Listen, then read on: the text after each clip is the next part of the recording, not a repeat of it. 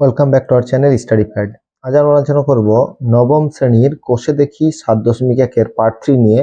এর পূর্বে আমরা পার্ট 1 এবং পার্ট 2 এ পার্ট 1 এ এই অধ্যায়ের থিওরি অর্থাৎ বহুপদী সংখ্যামালা কি, বহুপদী সংখ্যামালা কেমন ভাবে গঠিত হয়, সহগ, ঘাত এগুলি কি, সহগ কি, ঘাত কি, চল কি, এগুলি নিয়ে আমরা আলোচনা করেছি। পার্ট 2 এ আমরা 1 থেকে 3 পর্যন্ত যে সমস্যাগুলি আছে সেই সমস্যাগুলি আলোচনা করেছি। প্রত্যেকটি ক্লাসের প্লেলিস্টের লিঙ্ক তোমরা ডিসক্রিপশনে পেয়ে যাবে। এছাড়াও আমরা 1 থেকে 5 পর্যন্ত অর্থাৎ পূর্বের যে অধ্যায়গুলি আছে সেগুলির যে বিস্তারিত আলোচনা এবং কোষে দেখি অধ্যায়গুলির সমস্যা সেগুলিরও প্লেলিস্টের লিঙ্ক তোমরা ডিসক্রিপশনে পেয়ে যাবে, চাইলে সেখান থেকে তোমরা প্রত্যেকটা দেখতে পারো। এছাড়াও দেখবে আমরা জ্যামিতির কিছুটা পার্ট অর্থাৎ সম্পাদ্য যে জ্যামিতির যে সম্পাদ্য পার্টটি আছে সেগুলি আমরা সমাধান করেছি। যদি সেগুলিরও তোমাদের দেখার প্রয়োজন হয় অবশ্যই প্লেলিস্ট থেকে দেখে নেবে।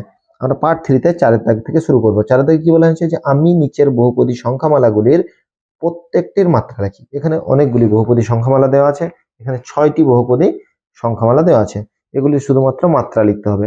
তাহলে প্রথমেই আমরা যেটা বলেছে যে x⁴ plus 2x³ plus x² plus x, এখানে এই যে বহুপদী সংখ্যামালাটি আছে 41টি বহুপদী সংখ্যামালা এবং এর মাত্রা সর্বোচ্চ যে ঘাতটি সূচকটি আছে সেটাই হচ্ছে এর মাত্রা। এর মাত্রা কত? তাহলে 4। তাহলে আমরা এটা লিখে নিলাম, এগুলো আমি আগেই লিখে নিয়েছি। এর মাত্রা কত? এর মাত্রা হচ্ছে 4। প্রথমটার মাত্রা হয়ে গেল 4। এরপর দেখো এরপর কত বলেছে 7x - 5, তাহলে এর মাত্রা কত? এর মাত্রা হচ্ছে 1। ঠিক আছে, দ্বিতীয়টার মাত্রা হয়ে গেল 1। এরপর কত আছে 16, তাহলে এর সঙ্গে 16 মানে কি আমরা বলতে পারি যে এই 16 ইন্টু x⁴ আছে, বলি তো এটা 16 হয়েছে, x⁴ আছে, তাহলে এর মাত্রা কত? এর মাত্রা হচ্ছে 0। এটা বোঝা গেছে, এটা 6 ইন্টু x⁴, এই যে 0 তার মানে তার মান কত? 1, তাহলে 16 কে 16। এরপর কত হচ্ছে এর মাত্রা? এর মাত্রা হচ্ছে 3y³, তাহলে এর মাত্রা হচ্ছে 3। এরপর হচ্ছে 7p, এর মাত্রা কত? 7t, টি এর মাথায় কত আছে? কিছু নাই মানে 1 আছে। এরপর মাত্রা, এর সর্বোচ্চ কত? সূচকটা হচ্ছে 19, তাহলে কত আছে 5 - x² প্লাস x⁴19, তার মানে এর মাত্রা হচ্ছে 19।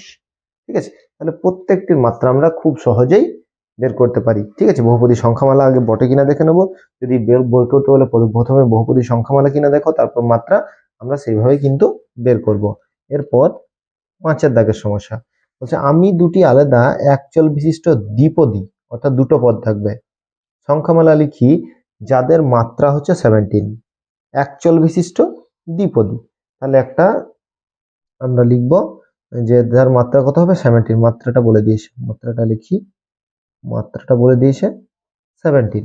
তাহলে এর 1 নম্বরটা আমরা লিখব যে x⁴17 প্লাস 4, এটা একটা হতে পারে। একচল বিশিষ্ট হলো, এখানে তো আমরা বলেছি একচল বিশিষ্ট দ্বিপদী, দুটো পদ হয়ে গেছে। আবার আমরা আরো একটা লিখতে পারি, এখানে আমাদের কিন্তু সংখ্যামালা লিখতে বলেছে, সংখ্যামালা লিখলাম এবং অন্য একটি লিখবো, যে আমরা লিখে দিলাম 2 নম্বর লিখলাম যে y⁴17 প্লাস y, এটাও লিখতে পারি। ঠিক আছে, এছাড়াও আমাদের অন্য উত্তর সম্ভব, এই ধরনের প্রশ্নগুলোর অন্য উত্তর কিন্তু সম্ভব। ঠিক আছে, এরপর 6 দাগ। 6 দাগ কি বলেছে আমি দুটি আলাদা একচল বিশিষ্ট একপদী বলেছে, এর মাত্রা কত? 4, মাত্রা বলে দিয়েছে 4, একচল বিশিষ্ট বলেছে এবং একপদী বলেছে। তাহলে লিখলাম x⁴ একচল বিশিষ্ট একপদী, আবার এখানে লিখে দিলাম যে y⁴।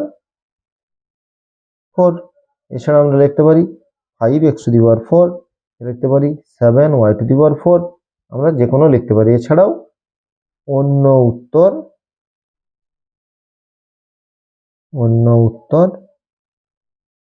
সম্ভব। ঠিক আছে, এরপর আমরা 7 দাগের সমস্যাগুলি দেখব। দেখো 7 দাগের সমস্যা কি বলা হয়েছে যে আমি দুটি আলাদা একচল বিশিষ্ট ত্রিপদী, 3টে পদ, মাত্রা কত? মাত্রা হচ্ছে 3। এখানে মাত্রা কত? মাত্রা হচ্ছে 3। ত্রিপদী সংখ্যা লিখতে বলেছে, অর্থাৎ পদ কটা থাকবে? 3টে। তাহলে আমরা লিখলাম x³ plus 2x square plus x, এটা একটা লিখতে পারি। ঠিক আছে, আবার লিখতে পারি যে 3x³ প্লাস x প্লাস 2। ঠিক আছে, এছাড়াও লিখতে পারি y³ প্লাস y প্লাস 4। এছাড়াও আমার অন্য উত্তর সম্ভব, তাহলে অন্য উত্তর সম্ভব। এই ধরনের অঙ্কগুলোর ক্ষেত্রে অন্য উত্তর অবশ্যই সম্ভব। তাহলে 4 দাগের সমস্যা, 5, 6 এবং 7। এবার আমরা 8 দাগের সমস্যা নিয়ে আলোচনা করব। দেখো 8 দাগের সমস্যা কি বলা হয়েছে? নিচের বীজগাণিতিক সংখ্যামালাগুলির মধ্যে কোনগুলি এক চল বিশিষ্ট বহুপদী সংখ্যামালা, কোনগুলি দুই চল বিশিষ্ট বহুপদী সংখ্যামালা, কোনগুলি বহুপদী সংখ্যামালা নয়। ঠিক আছে, তাহলে এক চল আর দ্বিচলটা বের করবো, আর যেটা বহুপদী সংখ্যামালা নয় সেটাও আমরা দেখব। প্রথমটা কত বলে দিয়েছে দেখো, এখানে একটা বলে দিয়েছে যে x² প্লাস 3x প্লাস 2। এটা আবার আমরা দেখব এটা এক চল বিশিষ্ট বহুপদী না দুই চল বিশিষ্ট বহুপদী না বহুপদী সংখ্যামালা নয়। এখানে দেখো x আছে, ঠিক আছে, শুধুমাত্র x আছে, তাহলে এটা কি হবে? এক চল বিশিষ্ট বহুপদী সংখ্যামালা, বহুপদী সংখ্যামালা। ঠিক আছে, একটি মাত্র চল আছে, শুধুমাত্র x আছে, তার জন্য এটা হয়ে গেল এক চল বিশিষ্ট বহুপদী সংখ্যামালা। এরপর আমরা দেখব দুইয়েরটা কি আছে? দুইয়েরটা আছে x²। দেখো দুইয়েরটা আমরা লিখি x² y² a²। ঠিক আছে, এখানে x² আছে, y² আছে, a² আছে, তাহলে এখানেও x এবং y আছে। ঠিক আছে, তাহলে এটা আমাদের হচ্ছে দ্বিচল বিশিষ্ট বহুপদী সংখ্যামালা। ঠিক আছে, এরপর তিনেরটা কি বলা হয়েছে? তিনেরটা বলা হয়েছে y² minus 4ax, y² minus 4ax। এই ক্ষেত্রেও এটা বহুপদী সংখ্যামালা এবং এটা হচ্ছে দ্বিচল, এখানেও x y দুটোই আছে, তাহলে এটাও হচ্ছে দ্বিচল বিশিষ্ট বহুপদী সংখ্যামালা। ঠিক আছে, এটাও আমরা লিখব দ্বিচল। ঠিক আছে, যেটা দুটো চল থাকছে সেটা আমরা দ্বিচল লিখছি, যেটা একটা মাত্র চল আসে সেটা হচ্ছে এক চল। ঠিক আছে, এখানে দেখো বলতেছে এক চল আর দুই চল বিশিষ্ট, তাহলে দ্বিচল বিশিষ্ট আমরা লিখছি। ঠিক আছে, এরপর হচ্ছে 4 জায়গাটা বলা হয়েছে x প্লাস ওয়াই প্লাস 2। এই যে x প্লাস ওয়াই প্লাস 2 আছে, এটাও হচ্ছে দ্বিচল। 4টা কথা হচ্ছে x প্লাস ওয়াই প্লাস 2, তাহলে এই ক্ষেত্রেও হচ্ছে দুই চল বা দ্বিচল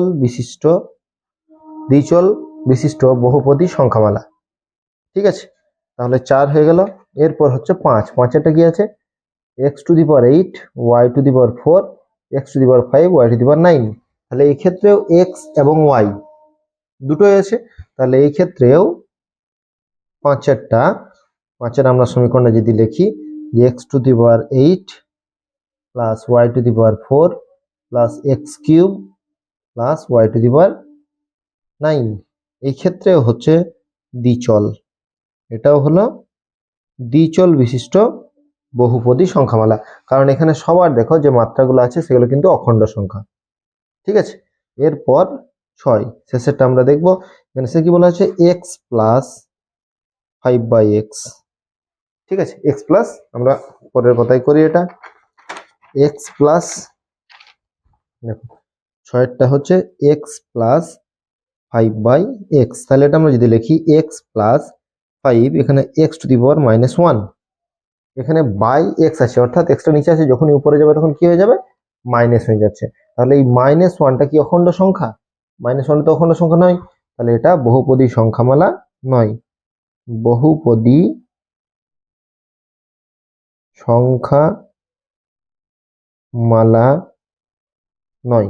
তাহলে এখানের মধ্যে আমরা কি পেয়ে গেলাম? 6টার মধ্যে একটা বহুপদী সংখ্যামালা নয়। তাহলে এখানে আমরা প্রথম থেকে, অর্থাৎ যদি আমরা থিওরি থেকে দেখি, 3টে পার্টে আমরা বিভক্ত করলাম। প্রথম থিওরিটা আমরা আলোচনা করেছি, পার্ট 1-এ, এরপর আমরা পার্ট 2 1 থেকে 3 পর্যন্ত, এবং পার্ট 3-তে 4 থেকে 8 পর্যন্ত, অর্থাৎ প্রত্যেকটা ক্লাস ছোট ছোট করে করানো হলো। যদি তোমাদের কোথাও অসুবিধা মনে হয় বা বুঝতে না পারো, অবশ্যই আমাদের কমেন্ট করে জানাও, তাহলে আমরা এগুলো নিয়ে আবারও তোমাদের ক্লাস করে দেওয়ার চেষ্টা করব। আজ এ পর্যন্তই। পরবর্তী ক্লাসে আমরা এর পরবর্তী যে কোষে দেখি আছে, অর্থাৎ কোষে দেখি 7.2 এর যে সমস্যাগুলি আছে সেগুলি নিয়ে অবশ্যই আমরা সমাধান করব। তখন পর্যন্ত সকলকে ধন্যবাদ। সবার দিন শুভ হোক, ভালো থাকো, সুস্থ থাকো, ভালো করে পড়াশোনা করো।